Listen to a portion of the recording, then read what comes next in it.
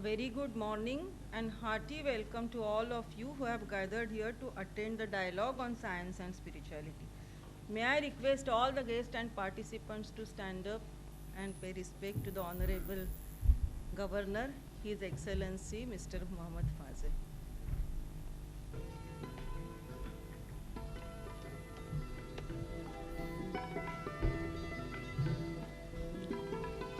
The Governor is being escorted by our Brahma Kumari Usha Ben.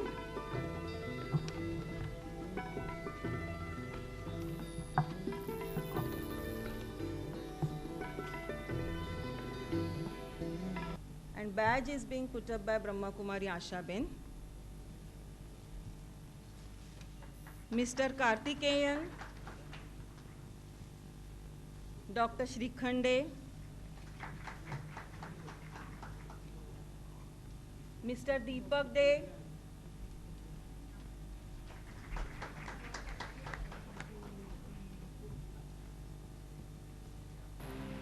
our little sisters of Adarsha Raja Yoga Center are presenting a dance.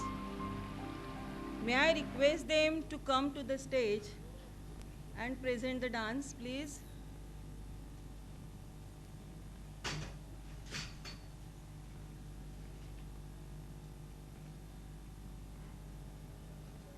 अथ स्वागतं शुभ स्वागतं आनन्द मङ्गल मङ्गलम् आनन्द मङ्गल मङ्गलम् मितप्रियं भारत भारतम् स्वागतं शुभ स्वागतम् अथ स्वागतं शुभ स्वागतम् नित्य निरन्तरता नवता मानवता समता ममता नित्य निरन्तरता नवता मानवता समता ममता सारथि साथ मनोरथ का जो अनिवार्य नहीं थमता संकल्प अभिजित अभिहतम् संकल्प अभिजित अभिहतम् आनन्द मङ्गल मङ्गलम् आनन्द मङ्गल मङ्गलम् मितप्रियं भारत भारतम् स्वागतं शुभ स्वागतम् अथ स्वागतं शुभ स्वागतम् सुवित नई कामनाएं सुरभित नई साधना में कुसुमित नई कामनाएं सुरभित नई साधना में मैत्रीमती क्रीडांगण में प्रमुदित बंधु भावनाएं शाश्वत सुविकसित इति शुभम् शाश्वत सुविकसित इति शुभम् आनन्द मङ्गल मङ्गलम् आनन्द मङ्गल मङ्गलम् मितप्रियं भारत भारतम् स्वागतं शुभ स्वागतम् अथ स्वागतं शुभ स्वागतम्. Thank you, little sisters.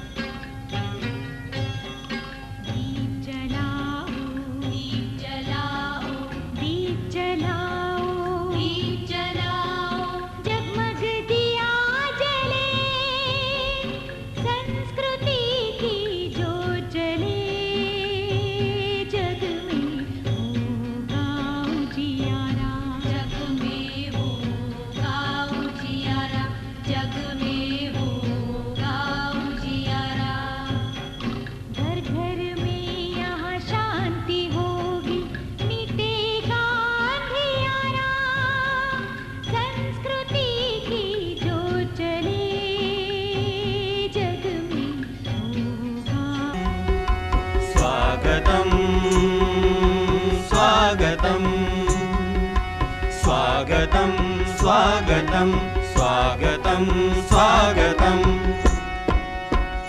मिलन के रंग में आध्यात्म और विज्ञान है रंगे, मिलन के रंग में आध्यात्म और विज्ञान है रंगे। क्षितिज पे गुनगुनाते धरती आसमान एक लगे, क्षितिज पे गुनगुनाते धरती आसमान एक लगे। चलो बनाए हम दुनिया को अपनी ख्वाब से सुंदर, चलो बनाए हम दुनिया को अपनी ख्वाब से सुंदर। अमन और चैन की, अमन और चैन की मस्ती भरा जहान ये लगे, अमन की चैन और मस्ती भरा जहान ये लगे।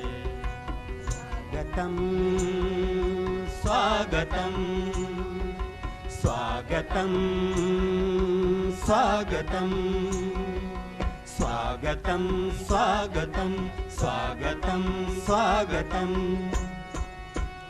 जुदा जुदा थी राह जो अलग अलग थे चले, जुदा जुदा थी राह जो अलग अलग थे चले। वही यहाँ पे दोनों आज मिल रहे हैं गले,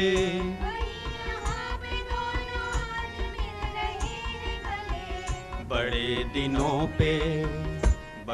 दिनों पे देखो भाई मिले आन है सगे। मिलन के रंग में आध्यात्म और विज्ञान है रंगे। स्वागतम स्वागतम स्वागतम स्वागतम स्वागतम स्वागतम स्वागतम स्वागतम। गगन में उड़ रहा था जो जमीन पे साथ है चला, गगन में उड़ रहा था जो ज़मीं पे साथ है चला। किसी को नैन मिले हैं किसी को पाँव है मिला, किसी को नैन मिले हैं किसी को पाँव है मिला। जगी है चेतना, जगी है चेतना जड़ में भी जैसे प्राण है जगे। मिलन के रंग में आध्यात्म और विज्ञान है रंगे। स्वागतम स्वागतम स्वागतम स्वागतम स्वागतम स्वागतम स्वागतम स्वागतम। नहीं विज्ञान है रूखा, नहीं आध्यात्म है सूखा,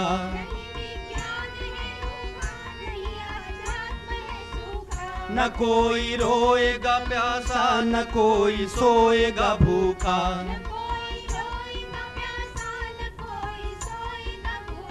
प्रभु के ज्ञान के प्रकाश में अज्ञान तम भगे। मिलन के रंग में आध्यात्म और विज्ञान है रंगे। स्वागतम स्वागतम स्वागतम स्वागतम स्वागतम स्वागतम स्वागतम स्वागतम।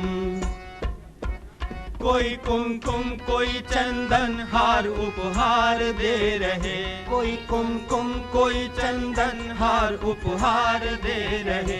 आए हर बार बार बार लगातार कह रहे, आए हर बार बार बार लगातार कह रहे। हर एक नयन में देखिए नए अरमान है जगे। मिलन के रंग में आध्यात्म और विज्ञान है रंगे। क्षितिज पे गुनगुनाते धरती आसमान एक लगे। चलो बनाए हम दुनिया को अपनी ख्वाब से सुंदर, चलो बनाए हम दुनिया को अपनी ख्वाब से सुंदर। अमन और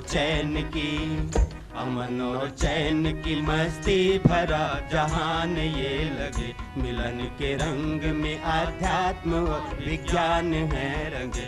मिलन के रंग में आध्यात्म और विज्ञान है रंगे। स्वागतम स्वागतम स्वागतम स्वागतम स्वागतम स्वागतम स्वागतम स्वागतम।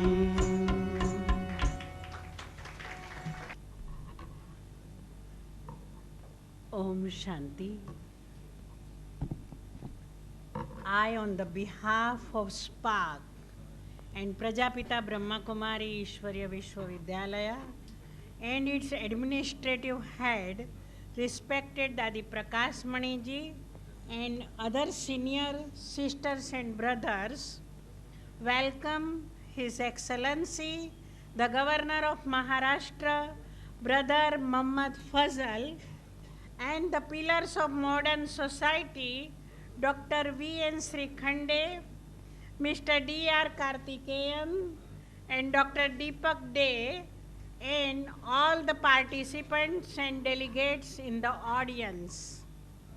At times, science and spirituality go hand in hand, but at other times, they differ in their approach.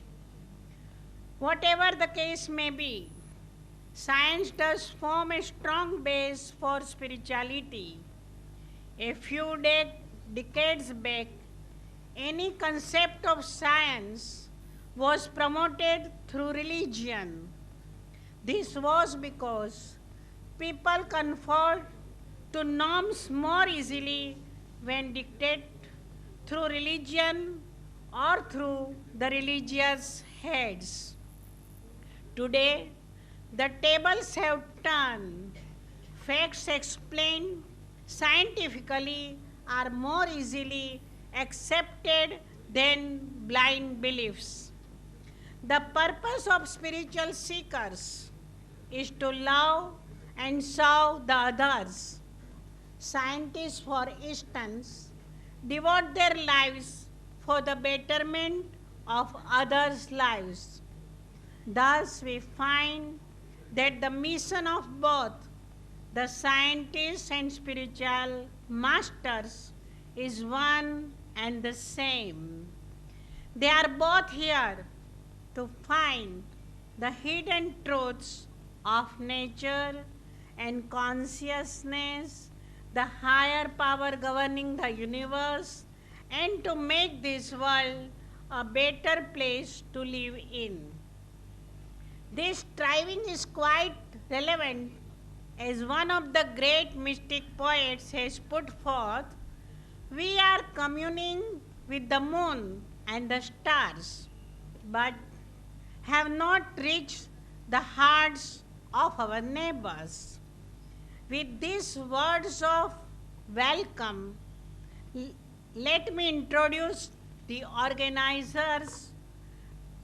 About the organizers, I can say that Prajapita Brahma Kumari Ishwarya Vishwavidyalaya is a global, spiritual, social, educational pioneer based at Mount Abu with over 7,000 centers spread over 90 countries of the world. The Brahma Kumaris believes that only if spirituality and science work together, then it is possible to resolve the current global dilemmas and make this world a better place to live in. And as well, the SPARK, the Spiritual Application Research Center, is the fruit of such concepts of the Brahma Kumaris. SPARK operates as a distributed research center with a local chapters, LCs, all over India and some parts of the world. Researchers participating in various special interested groups, SIGs, like value-based education, Raj Yoga Lab, medicine, disaster management, values in business, natural sciences, typically meet at the LC, communicate and collaborate with SIG participants. from other else is using various communication means. So now in the end, I once again give heartily welcome to His Excellency Governor of Maharashtra, Brother Muhammad Fazal, all the dignitaries on the dais, and in this hall, all speakers, delegates, and brothers and sisters of this divine family of Brahma Kumaris. Om Shanti. Thank you, Usha Benji. Brahma Kumar Ramesh Bhaiji has been the main brain behind today's dialogue. I would not hesitate to say that he is the whole and soul behind this today's dialogue. Ramesh Bhaiji is one of the pillars of the Institute of Brahma Kumaris. Chartered accountant by profession, he has dedicated his life and service to this organization for the past 43 years. He had a very bright career. He stood first in the Chartered Accountants exam, but chose the spiritual path and devoted his professional skills and intelligence to the service of humanity through Brahma Kumaris. Om Shanti. His Excellency Governor of Maharashtra, Brother Muhammad Faisal, our special delegates and speakers on the dais, our speakers, our delegates, participants, and also the student community also, because we have specially invited PhD students so that tomorrow's scientists will have at least basic understanding and knowledge of spirituality. With these words, I would like to explain aim and object of Prajapita Brahma Kumaris Ishwari Vishwavidyalaya and its subsidiary organization, Spiritual Application and Research Center. World is ever changing. It is dynamic in nature and not static. In Sanskrit, sansar means sarati iti sansar, one which is always moving, one which is always dynamic, just like river. River is always flowing. This world is also flowing. So we should change also with the changes in our knowledge, perception, laws, environment, etc. We should change. But unfortunately, some of them who are fundamentalists, do not change, and therefore there is always that struggle between those who are having, I would say, fundamentalist outlook and those who have new outlook due to these changes in various branches of knowledge, perceptions, laws, environment, etc. Many changes have taken place in the field in the field of education. For more than 250 years, old education policy, as initiated by Lord Macaulay, was the guiding policy in the field of educational system. And that age-old policy defined education as means to earn bread and butter. After independence, 2 education commissions were appointed by the government, one in 1961, the other one in 1984. New education policy, as approved by Parliament in 1986, when late Mr. Rajiv Gandhi was Prime Minister of India. As per this new education policy, education is defined in nutshell as means to bring about material and spiritual well-being of the people and the students also. So now, educational activities should lead to spiritual well-being of the people also. We are not having only a materialistic outlook, but a spiritual outlook or bent of mind also. This new education policy, as approved and prescribed by the Parliament, is being slowly implemented by state governments. For example, Karnataka state government has already started activities in this direction right from 1988, and our institution has given them jointly with another institution also syllabus for implementing spiritual education that has been approved by the Karnataka state government, and government is sending teachers and professors to our institution so that these teachers, these professors can teach spiritual aspect of the life also to the students. The new syllabus will be therefore spiritually oriented. Students will know more and more about spirituality. Then the question arises. The question is, India is a secular country. Can we adopt such spiritually oriented new education policy on account of guiding principle of the constitution that we are secular socialistic republic? Answer is yes, we can adopt spiritually oriented educational policy in spite of there being secular nature of our country. Supreme Court of India has clearly spelled out difference between religion and spirituality. Let me honestly confess, India is one of those rare countries where spirituality and religion, the distinction between the two, has been accepted. Most of the countries in the West, for example, as on today also, legally speaking also, they treat religion and spirituality as synonymous.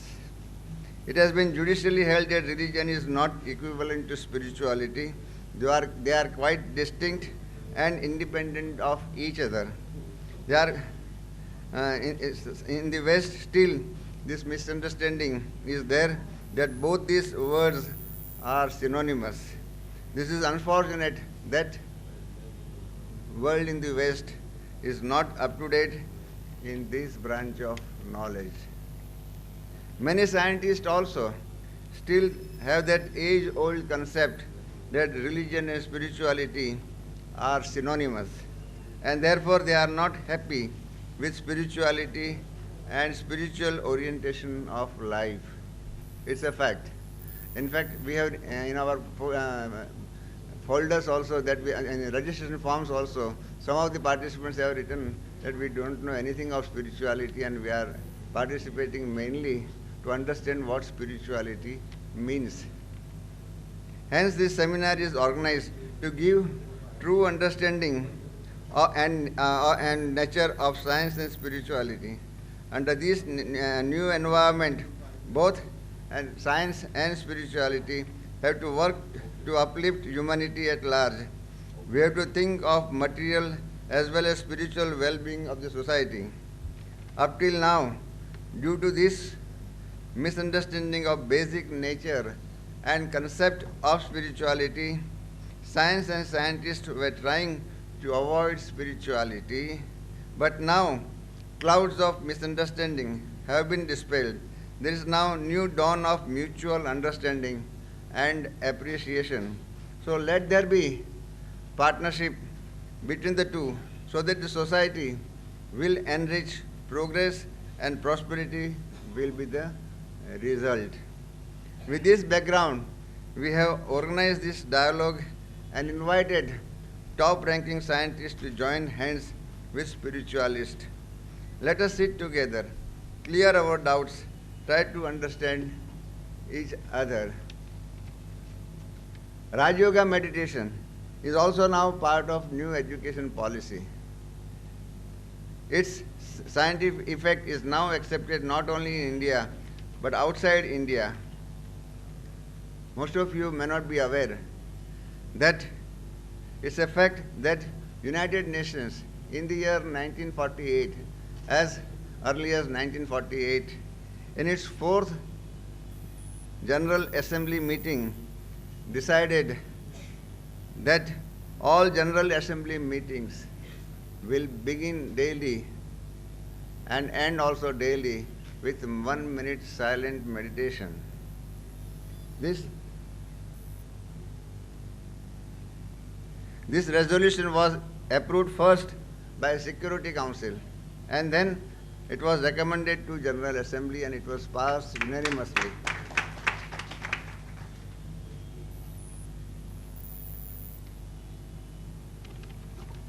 Yes, this resolution was put forward on behalf of late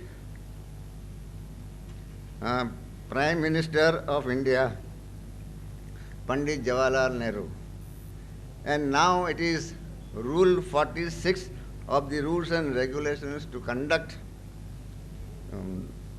UN General Assembly meetings.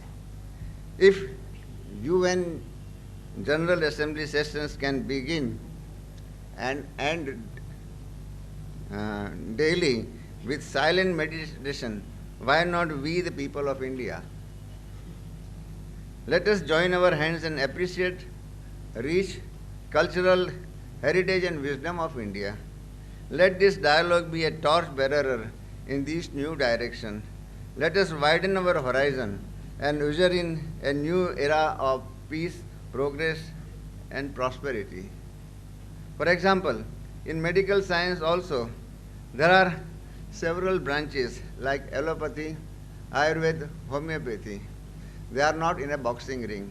But unfortunately, spirituality and science, since last so many centuries, they are in that boxing ring.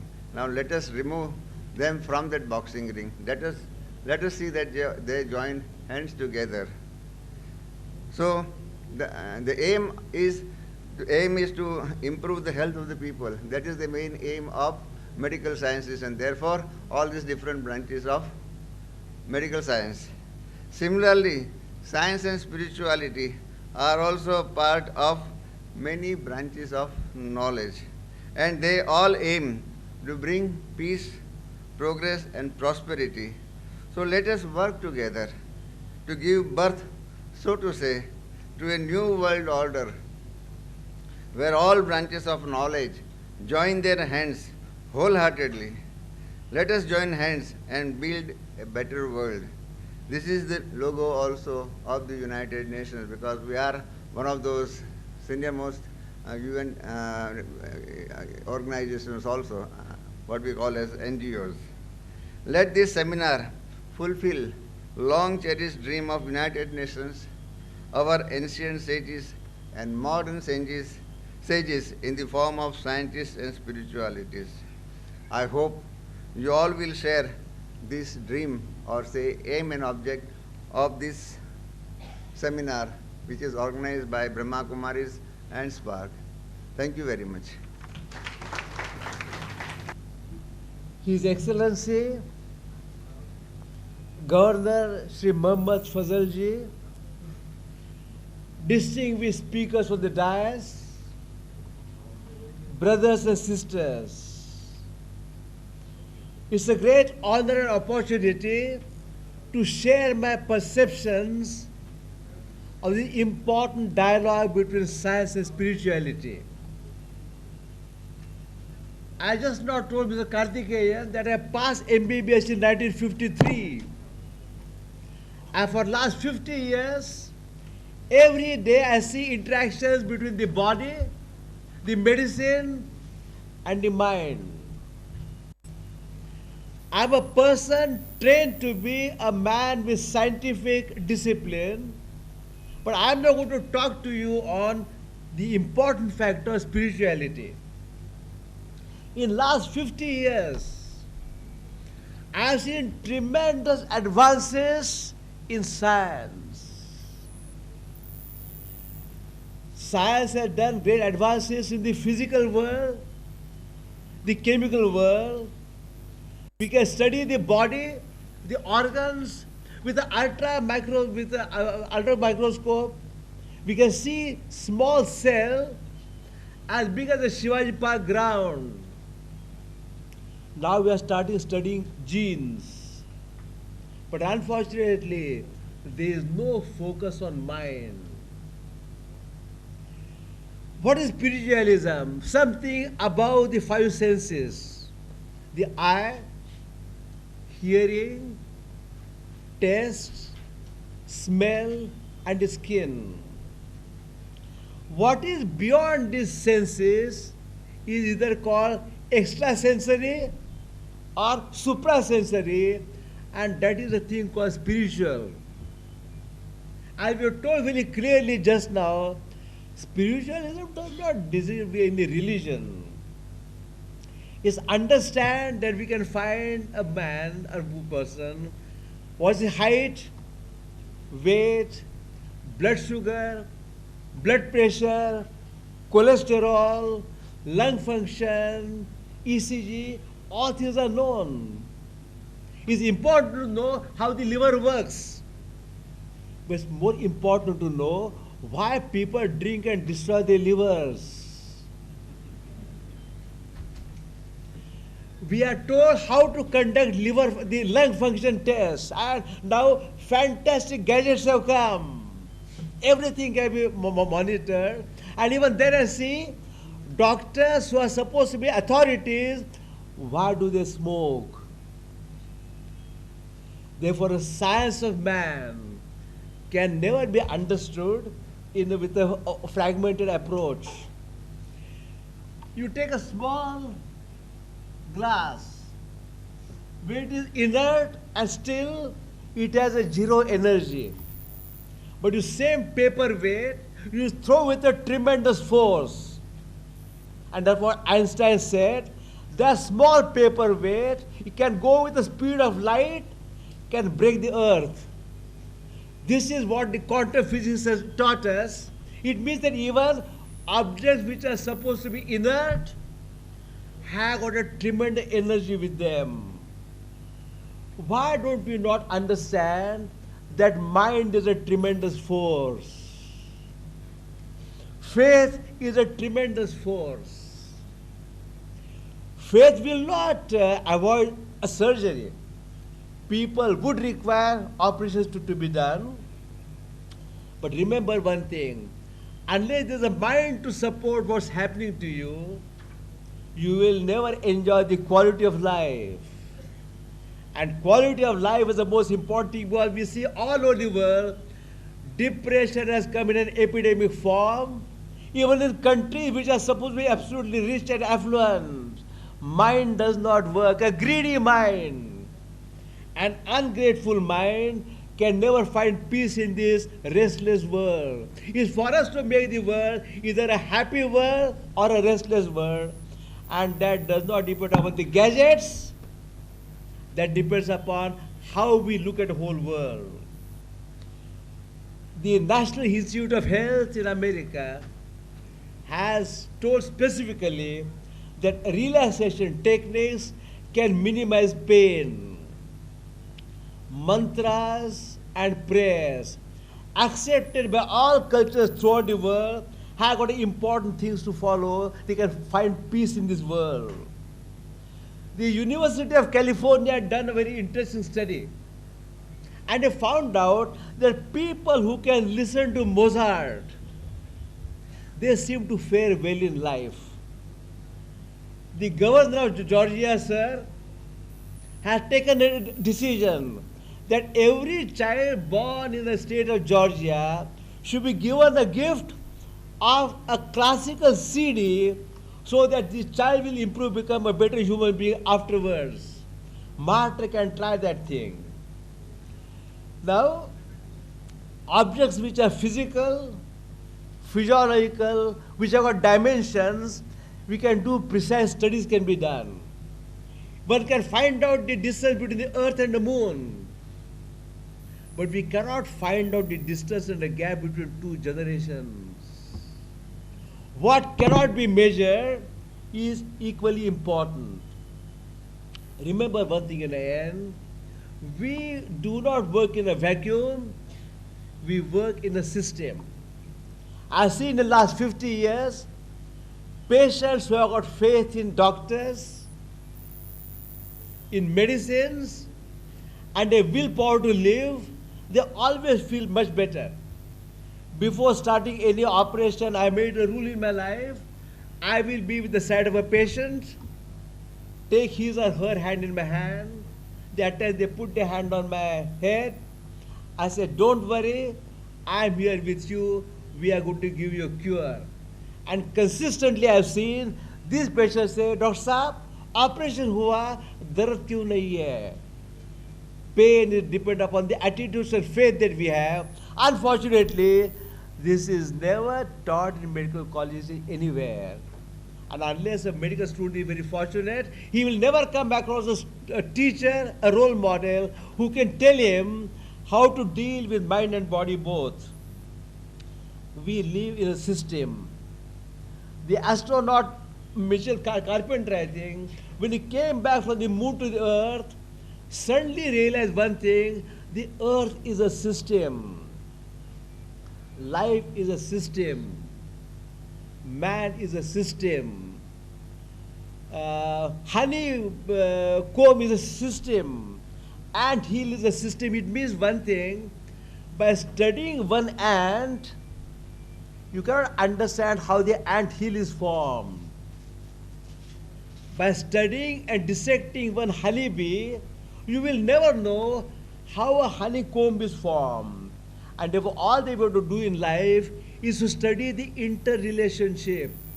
If you want to understand the ant hill, it's a fantastic architecture. These ants are not gone to any business management school. They don't go to any architectural institutions. And still, something inherent with them, these millions of ants come together and create an anthill which has got no parallel in the whole world. If we want to study man and the human race, we must study the interrelationship.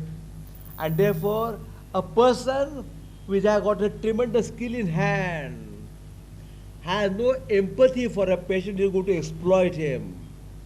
Whether you're going to here to exploit or help each other depends upon how can we study a man, create in him a feeling of loyalty, empathy, concern. How can it be done? And that can only be done when scientists and spiritualists come together for the benefit of mankind. Om Shanti. Thank you, Dr. Shrikhande. I now call upon Mr. D.R. Karthikeyan. He has been kind enough to be our guest of honor. He is advisor to Government of India, Law and Human Rights Corporate Affairs. A farmer by birth from South India, Mr. Karthikeyan became lawyer and joined the Indian Police Service. Ascending the ladder of different positions from District Superintendent of Police, he became Director of the prestigious Central Bureau of Intelligence (CBI) and Director General in National Human Rights Commission. He holds many key positions in several voluntary organizations related to social movement. Sir, we are very fortunate to have you here. We are very eager to listen to your thoughts. Your Excellency, the honored speakers and dais, distinguished invitees, brothers and sisters of the great Brahmakumari movement, my greetings to all of you. Dialogue on Science and Spirituality, Partners in Progress and Prosperity. This great organization, Brahmakumaris, I am never tired of speaking about them, praising them, because it's a very unique institution, particularly for India. A great organization headed by dadis, they are 80, 85-year-old, and consisting mostly of sisters, assisted by some brothers, spread all over the world. It's a unique organization because I found in my interaction with them since the last few years, the knowledge, commitment, dedication, purity, and humility and character of every one of them is something amazing. Whether it's in small village centers or in big cities or in New York or Washington or London or Oxford, wherever you go, you find the same commitment, same dedication. Selfless people is an organization which lives for others. India has given birth to such a great movement where so many thousands are leading such a pure life, a life of commitment and purity for others. Then why should we have so many problems at the same time? It's a paradox like the conflict between science and technology. So I always say, if India can give birth to a movement like Brahma Kumaris, certainly it is going to come out of all its difficulties, obstacles, crises which we face today. Science and technology have brought about unprecedented comforts and conveniences. Yet, can we say our joy, harmony and peace have to the same extent increased? Though the tremendous increase in communication have reduced the planet into a global village, the psychological distance between man and man has been increasing. With increasing abundance of nuclear and other weapons, man is not feeling more secure. For the first time in human history, man has acquired the capacity to destroy himself and all other life forms on this planet many times over. Every nation and in fact every one of us are constantly living in fear of each other. In fact, the citizens of the most prosperous, most powerful country live in greatest fear of what's going to happen today. The reason is the development of science and technology with total neglect of spirituality and ethics. Development without getting anchored on spiritual, ethical and humane basis has resulted in distortions and disruptions in the society. Decline and absence of values and spiritual ethos has led to widespread problems as manifested in the alarming phenomenon of consumerism, ecological crisis, human rights violations, emergence of religious fundamentalism and bigotry, degradation of women's status, and host of other serious issues. You know, today we grow so much of food grain, we don't have place to keep. We don't have godowns. At the same time, we have the sorry spectacle of people dying of starvation. So science and technology has helped us produce, but lack of spirituality and concern for others has created a new crisis of 26 crores of people in this country still living below poverty line. Dr. Srikande, I am very proud of him. 50 years of glorious service, selfless service. Very few people like him do for the cause of service, not just to counting the money. I told him, though I met him first time today perhaps, I said, when you complete 50 years, I want to have a function in Delhi to honor a selfless man.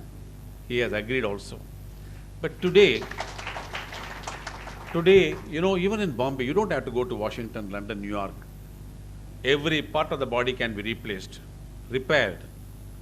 At the same time, don't we have thousands of people, including children, dying every day out of curable diseases for which we have medicine? That is because of lack of spirituality.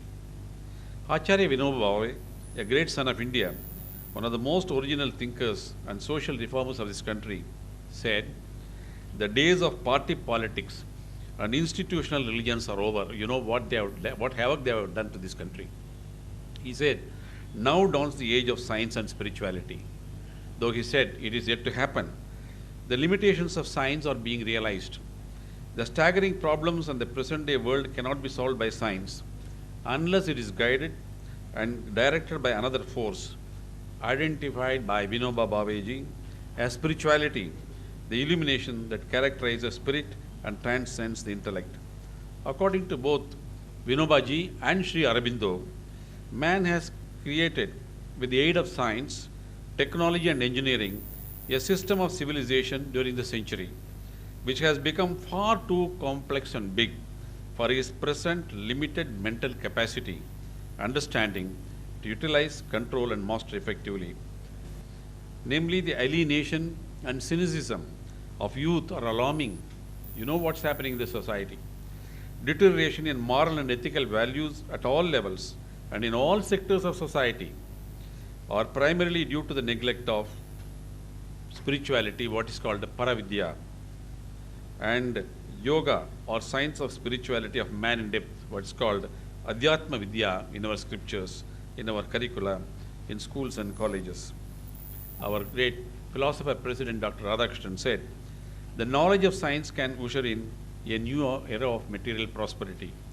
The gift of science can help to make life fuller, wider, healthier, richer in comforts and interests, in such happiness as material things can promote. But he warned, if science is employed, as is today, for private profits and public destruction, there is bound to be chaos in the economic world and anarchy in the political world. How prophetic he has proved to be. Today, power in the hands of the few makes scientists dependent on the minority and the vested interests of the politically powerful and wealthy people. Scientists are becoming instruments in the hands of politically and economically powerful minority in every country. Albert Einstein, the great scientist, lamented just before his death. The best authorities are unanimous in saying that a war with hydrogen bomb might quite possibly put an end to the human race. It is feared that if many hydrogen bombs are used, there would be universal death, sudden for a minority, but for the majority, a slow torture of disease and disintegration. I am quoting a scientist, great scientist. He also said, the present trouble of the world is due to science having advanced faster than morality. When morality catches up with science, these troubles will end. So this age calls for reconciliation of science and wisdom in a vital harmony. Fortunately, the world seems to accept, though slowly, the idea that science and religion are complementary and can exist and progress without hampering each other in the cause of humanity. Science can create conditions for comforts. Science can create conditions for comforts, but cannot ensure it's for a long time. It's only religion. When I say religion, I'm talking about spirituality, not dogmatic religion, but spirituality that can provide the rescue. To quote science again, Albert Einstein again, science can only be created by those who are thoroughly imbued with aspiration towards truth and understanding. This source of feeling, however, springs from the sphere of religion. Swami Vivekananda said, no religion on empty belly. So unless we solve the problems of poverty, disease, we will not be able to bring in peace and prosperity. And you cannot talk to a hungry man about God and religion and spirituality. As they say, for a starving person, God appears in the form of food.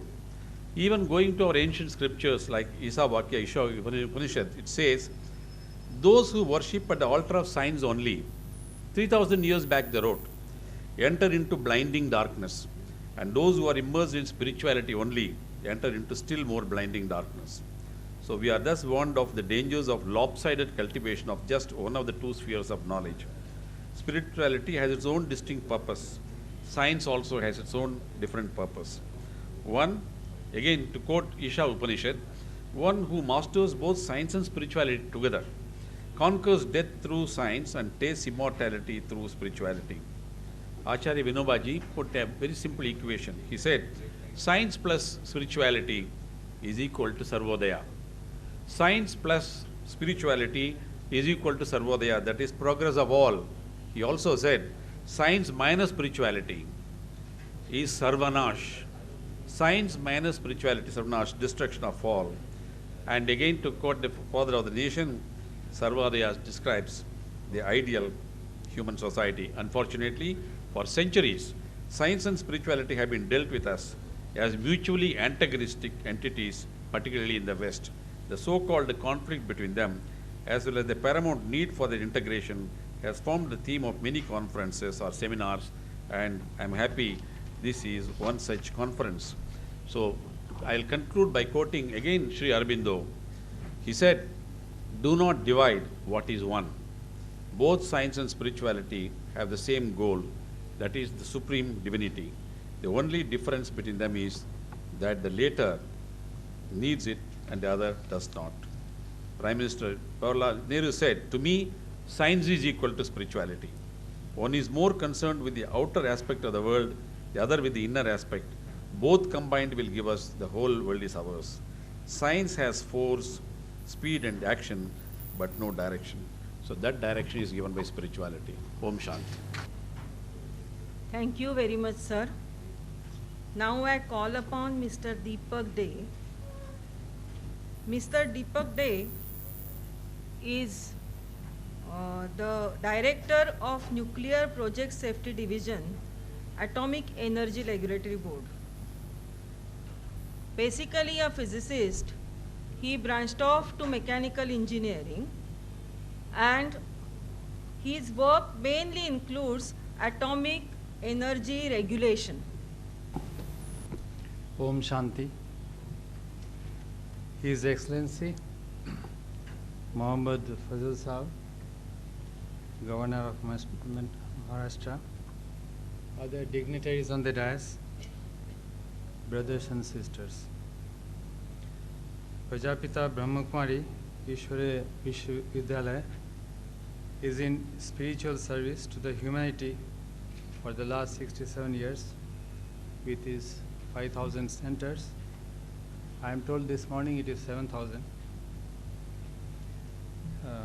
The organization is one of the most important one in the pursuit of better living. I am happy to see that the Prajapita Brahmakumari Ishwariya Vishwavidyalaya is conducting a two-day seminar on dialogue on science and spirituality, partners in progress and prosperity through the Spiritual Application Research Center. It is also heartening to know that the mission of SPARK is for a better tomorrow by bringing science and spirituality together. For the SPARK has a vision to do holistic research to develop effective tools and techniques that facilitate application of spirituality and easy experience of its practical benefits in all aspects of life.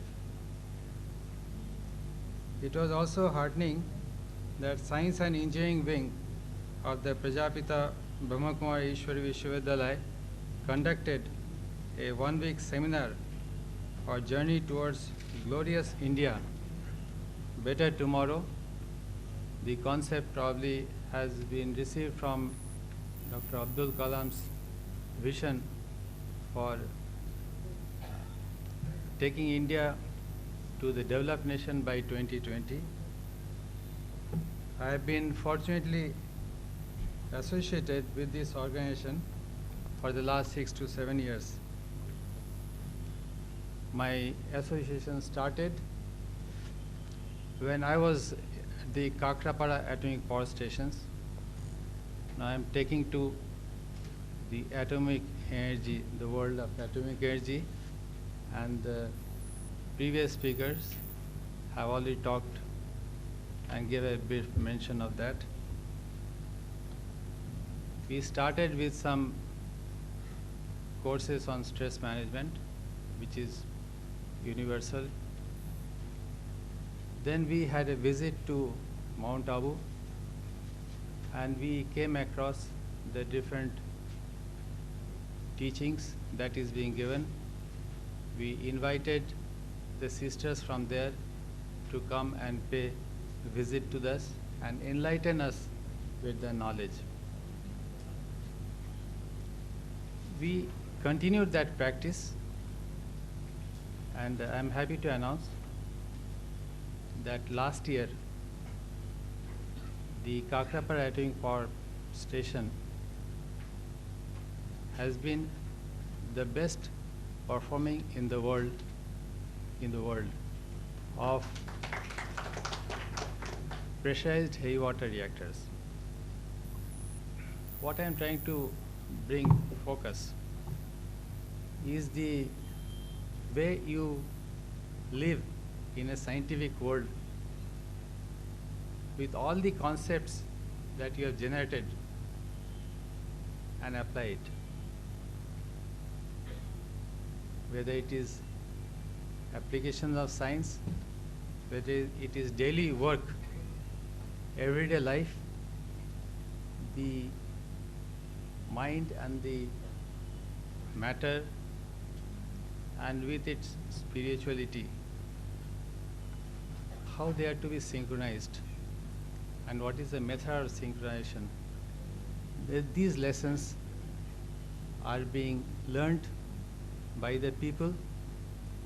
We have regular classes, and then it is not enough that the men learn them. It is also important that the women at home, they also come to this spiritual aspect and everybody lives in a harmony. If there is harmony at home and there is harmony in the work spot, obviously we are leading to a better world.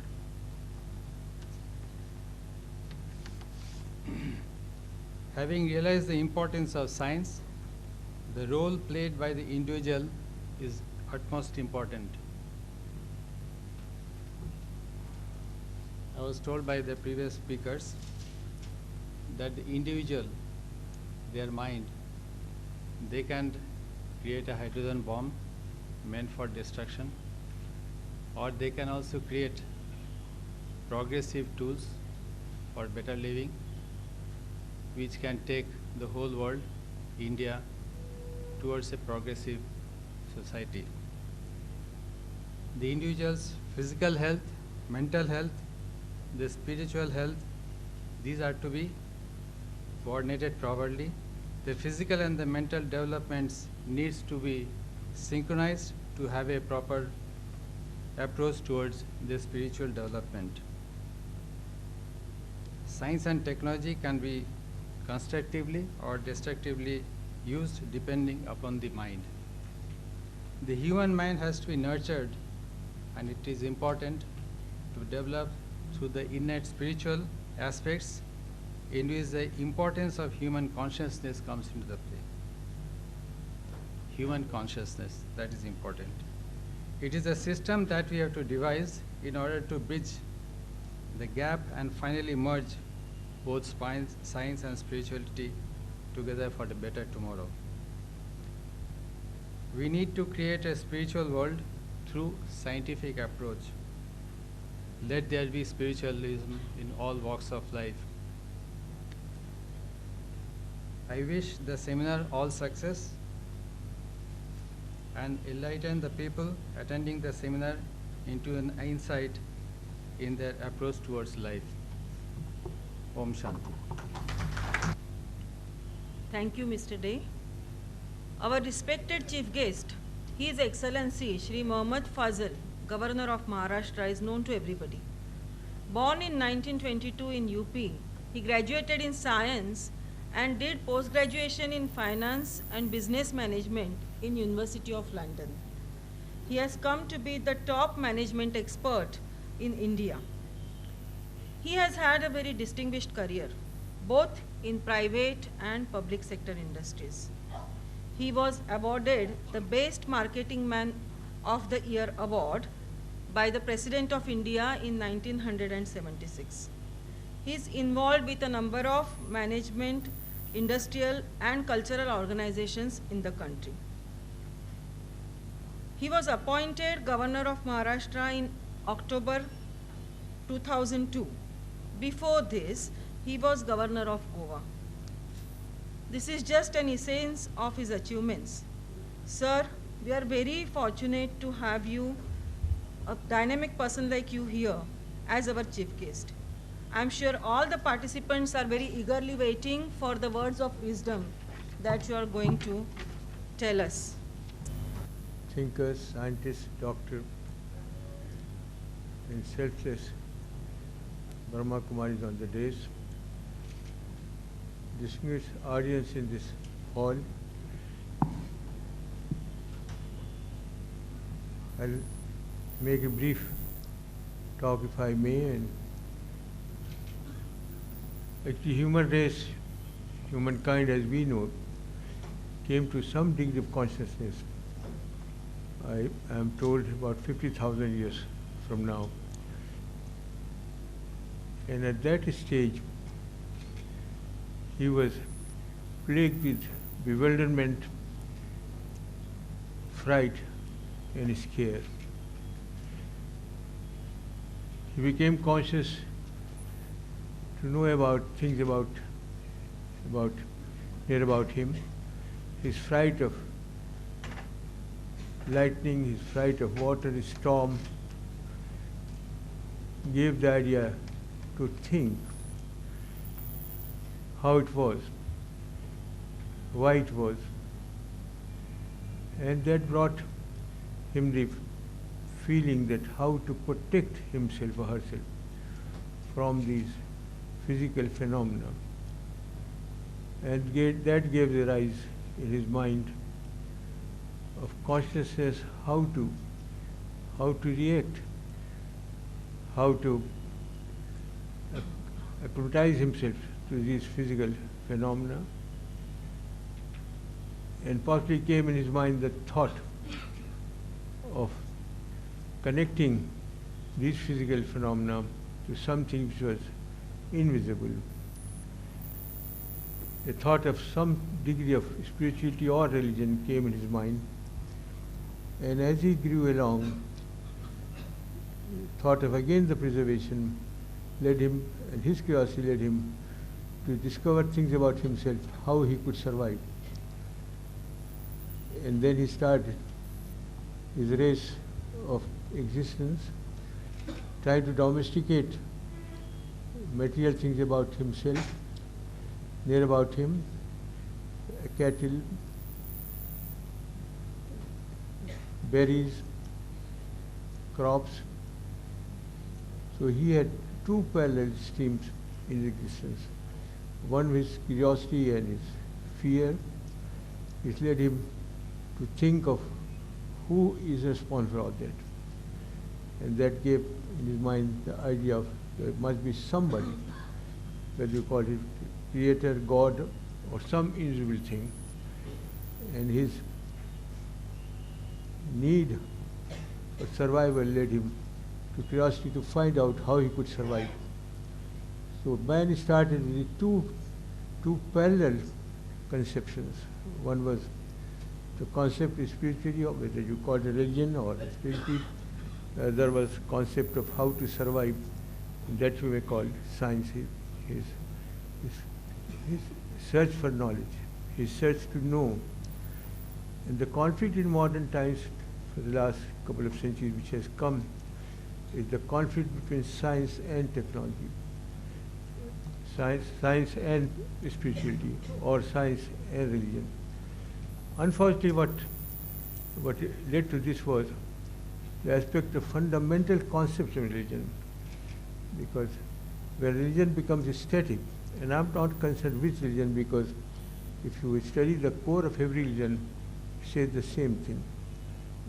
I mean, they are obvious, whether you should not speak lie, you should not kill somebody, you should not run away with somebody's woman, you should not destroy, all that part of every religion, because so the conflict came when religion became dogmatic.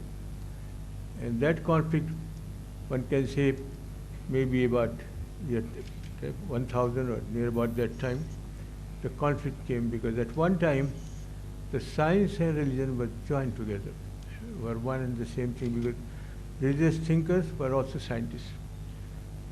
And if you find some of the great advancement of knowledge in science was started by men of religion. Whether you talk of men of religion of our ancient, possibly in my opinion, the oldest religion in the world, Hinduism, science and technology and religion were one and the same thing. Not now, not 1,000 years ago, not 2,000 years ago, about 8 or 10,000 years ago. The same came in Christianity or Judaism, which are the next known older religions. The same, there was no conflict for quite some centuries. Islam again, which brought science and technology, along with the religious perceptions, and they went together and they started technology, they started science, inquisitiveness, to find the physical phenomena, how it happened. And they brought Renaissance in the West.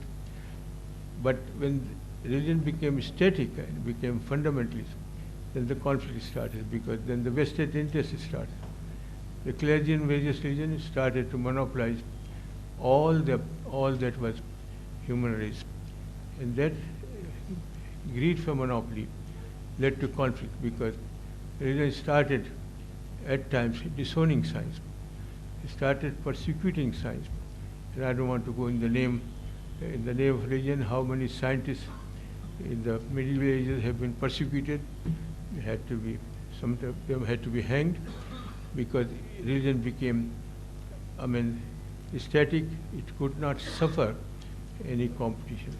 So when these two concepts were going in parallel, human race was a better race to some extent.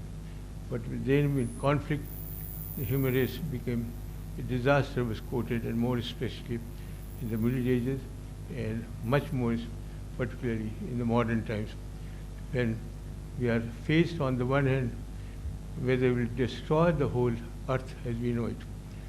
We will destroy a civilization which has lasted now for about 10,000 years, whether we exist as we are, because if the earth is destroyed, which is, we are sitting on a fireball, if the earth is destroyed, the whole balance of all the universes, there is not one universe, there are quite several universes, and when the balance goes, then all the universes, the whole thing gets destroyed.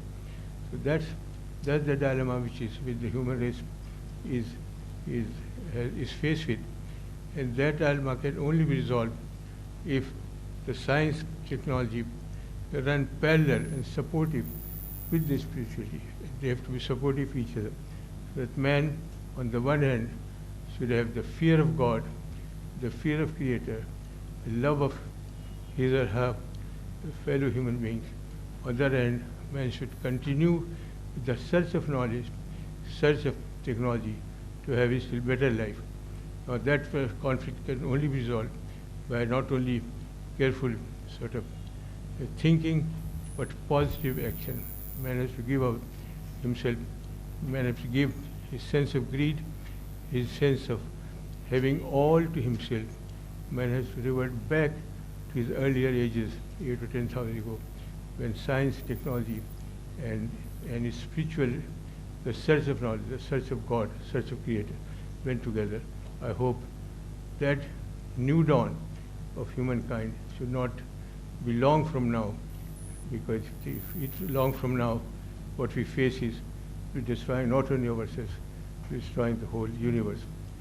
Let us see that we are not instrument of destruction, but instrument of preservation, what is noble and good in life, what is noble in spirit and noble in science. Thank you very much. Thank you, Your Excellency.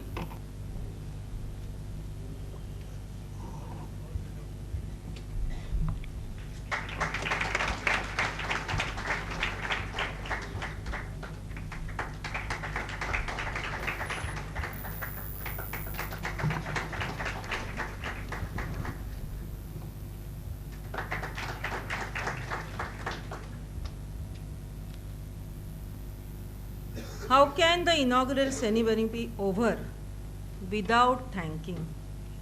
May I now invite Brahma Kumar Dr. Mukul Bhai ji to extend the vote of thanks. Brahma Kumari Ishwari Vishwavidyalaya and Spark, I would like to thank His Excellency Governor of Maharashtra for gracing this occasion and giving a very lucid and a very thoughtful lecture on science and spirituality. I would also like to thank Mr. Ramesh Bhai, Dr. V.N. Shrikhande, Mr. D.R. Karthikeyan, Mr. Deepak Dey. They, in a very short time, gave us the aims of this dialogue and also told us in a nutshell what to expect from this dialogue, which will go on for 2 days. I would also like to thank B.K. Ushabin, Dr. Shobha Kohli for conducting this show very nicely. Those little children who performed that beautiful dance, B.K. Satish Bhai and his team of singers who rendered that beautiful welcome song. I would also like to, thank all the participants who have been present from different parts of Maharashtra. We have also guests from Gujarat, Andhra Pradesh, Karnataka and Rajasthan. We also have these eminent speakers who have come all the way from Delhi, Gujarat, Maharashtra, all over Maharashtra, and also from Andhra Pradesh and Karnataka. And in the end, I would also like to thank members of press who are covering this function. Thank you very much.